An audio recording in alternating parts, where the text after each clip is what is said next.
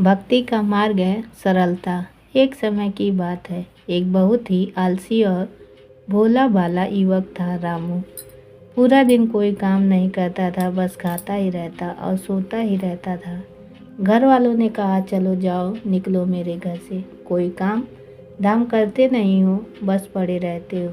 वह घर से निकलकर यूं ही भटकते हुए एक आश्रम पहुंचा। वहाँ उसने देखा कि एक गुरुजी हैं। उनके शिष्य कोई काम नहीं करते, बस मंदिर की पूजा करते हैं। उसने मन में सोचा, यह बात बढ़िया है, कोई काम धाम नहीं, बस पूजा ही तो करना है। गुरुजी के पास जाकर पूछा, क्या मैं यहाँ रह सकता हूँ? गुरुजी बोले, हाँ हाँ, क्यों नहीं, लेकिन मैं कोई काम नहीं कर सकता हूँ। गुरुजी, कोई काम नहीं करना है, बस पूजा करनी होगी। रामू, ठीक है, वह तो मैं कर लूँगा। अब रामू महाराज आश्रम में रहने लगे। ना कोई काम, ना कोई धाम, बस सारा दिन खाते रहो और प्रभु भक्ति में भजन गाते रहो। महीना भर हो गया। फिर एक दिन आई एकादशी। उसने रसोई में जाकर देखा, खाने की कोई तैयारी नहीं थी। उसने गुरुजी से पूछा, आज खाना नहीं बनेगा क्या?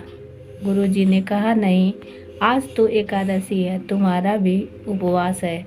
उसने कहा, नहीं, अगर हमने उपवास कर लिया तो कल का दिन नहीं देख पाएंगे। हम नहीं कर सकते उपवास, हमें तो भूख लगती है, आपने पहले क्यों नहीं बताया? गुरुजी ने कहा, ठीक है, तुम ना करो उपवास, पर खाना भी तुम्हारे लिए कोई और नहीं बनाएगा, तुम खुद बना लो। मरता क्या न करता। क्या रसोई में गया। रसोई में गुरुजी फिर आए। देखो, अगर तुम खाना बना लो तो राम जी को भोग जरूर लगा लेना और नदी के उस पार जाकर बना लो रसोई। ठीक है। लकड़ी, आटा, तेल, घी, सब्जी लेकर रामू महाराज चले गए। जैसा तैसा खाना भी बनाया। खाने लगा तो याद आया, गुरुजी ने कहा था कि राम जी को भोग लगाना है। वह भजन गाने लगा, आओ मेरे राम जी, भोग लगाओ जी, प्रभु राम आइए, श्री राम आइए, मेरे भोजन का भोग लगाइए। कोई ना आया तो बेचैन हो गया कि यहाँ तो भूख लग रही है और राम जी आ ही नहीं रहे हैं।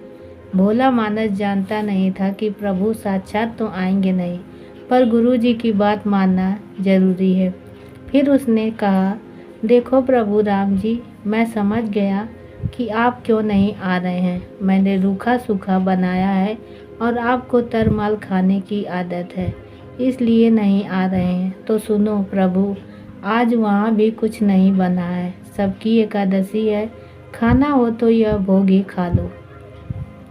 श्री राम अपने भक्त की सरलता पर बड़े मुस्कुराए और माता सीता के साथ प्रकट हो गए। भक्त असमंजस में था।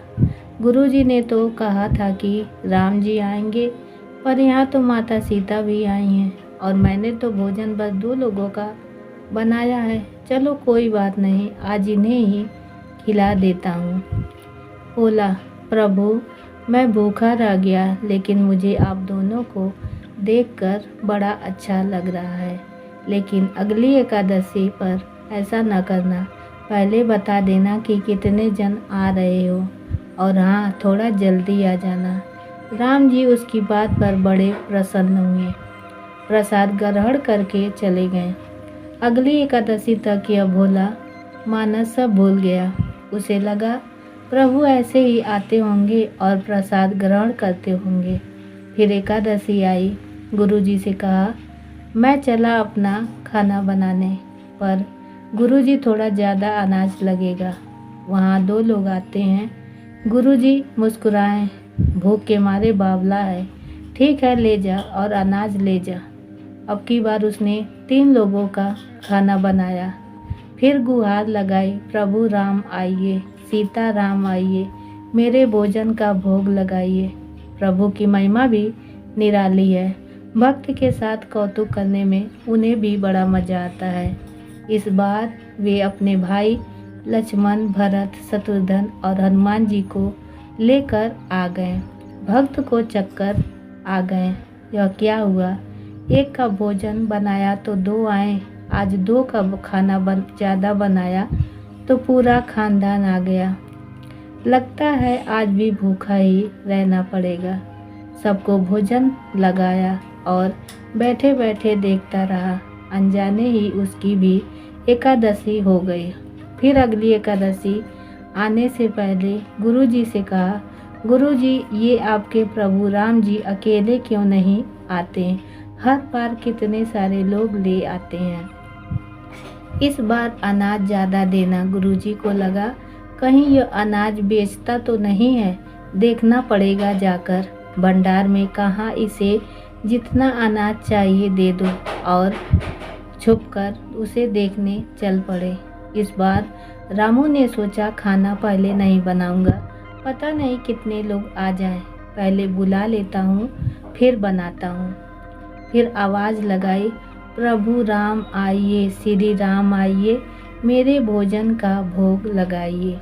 सारा राम दरबार मौजूद। इस बार तो हनुमान जी भी साथ आए, लेकिन यह क्या, प्रसाद तो तैयार ही नहीं है।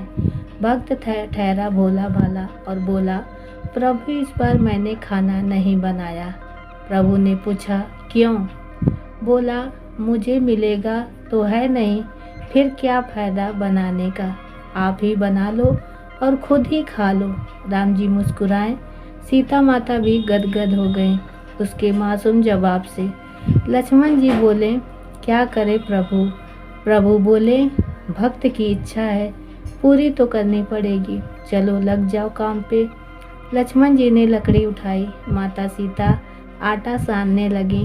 भक्त एक तरफ बैठकर देखता रहा। माता सीता रसोई बना रही थी तो कई ऋषि मुनि यक्ष गंधर्व प्रसाद लेने आने लगे।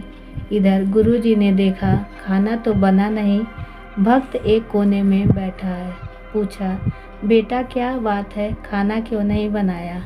बोला, अच्छा किया गुरुजी आप आ गए, देखिए कितने लोग आते हैं प्रभु के साथ। गुरुजी बोले, मुझे तो कुछ नहीं दिख रहा तुम्हारे और अनाज के सिवा। भक्त ने माथा पकड़ लिया। एक तो इतनी मेहनत करवाते हैं प्रभु, भूखा भी रखते हैं और ऊपर से गुरुजी को दिख भी नहीं रहे हैं, यह और बड़ी मुसीबत है। प्रभु से कहा, आप गुरुजी को क्यों नहीं दिख रहे हैं? प्रभु बोले, मैं उन्हें नहीं दिख सकता। बोला, क्यों? वे तो बड़े पंडित हैं, ज्ञानी हैं, विद्वान हैं, उन्हें तो बहुत कुछ आता है, उनको क्यों नहीं दिखते आप? प्रभु बोले, माना कि उनको सब आता है, पर वे सरल नहीं है तुम्हारी तरह, इसलिए उनको नहीं दिख सकता। रामू ने गुरुजी से कहा, गुरुजी प्रभु कह रहे हैं आप सरल नहीं हैं, इसलिए आपको नहीं दिखेंगे।